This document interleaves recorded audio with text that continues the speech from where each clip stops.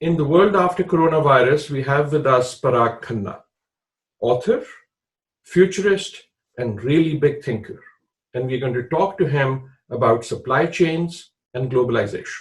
To talk about supply chains is to talk about globalization because supply chains are truly the original world wide webs. Think about the word supply itself and the relationship between supply and demand. Truly the simplest principle of microeconomics. It also happens to be, in many ways, the principle that governs the world. How do we connect supply and demand? The supply of any particular good or technology or idea or even capital to where it is needed is what supply chains are about. Now, supply chains are always shifting, pre-pandemic, during the pandemic, post the pandemic. Supply chains are always adapting, constantly morphing and shifting to find the path of least resistance, in the same way that water flowing down a mountain seeks the path of least resistance. And now you have a demand shock and a supply shock represented by the pandemic. You have the potential for a long-term sustained depression-like slowdown in the world economy. And that too is going to have an impact on where goods and services are produced. But many of the shifts that we're seeing in supply chains have already been happening. So let's take regionalism.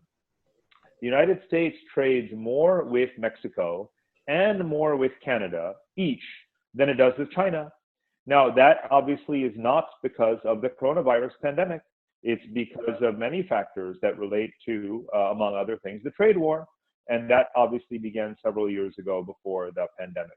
Asia, again, before the trade war and before the pandemic, the majority of Asian trade was within Asia.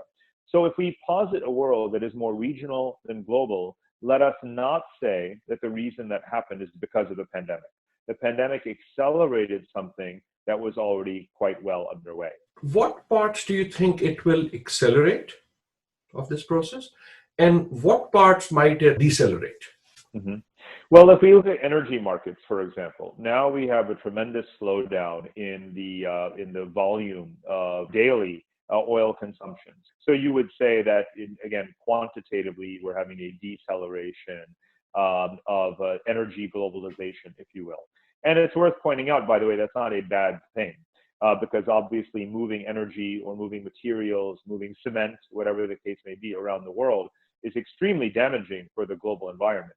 Why not favor a world in which much more energy is local and renewable? Now, areas that are accelerating are obviously digital. Here we are speaking on Zoom. The internet is quote unquote creaking at the seams of the high demand. So let's remember again, digital globalization was accelerating for quite a long time. Now, it's also too soon to say whether or not some of the areas of globalization that we've come to really take for granted, which way they're going to go. So, for example, two things that have really shocked the world, right now in the past few weeks is effectively the standstill in aviation and migration. In a way, the world population is really going through a reset. Just look at all of the Americans rushing back to America, all the Chinese going back to China. I live in Singapore, and there's an estimated 200,000 Singaporeans who have been abroad and are coming back every single day. Does this mean it's the end of migration? I can imagine very easily quite the opposite. The war for talent will most definitely continue. Migration will most definitely continue. And transportation will obviously rebound, but maybe the vectors will change. But globalization does, in fact, carry on. So, what might all of this mean?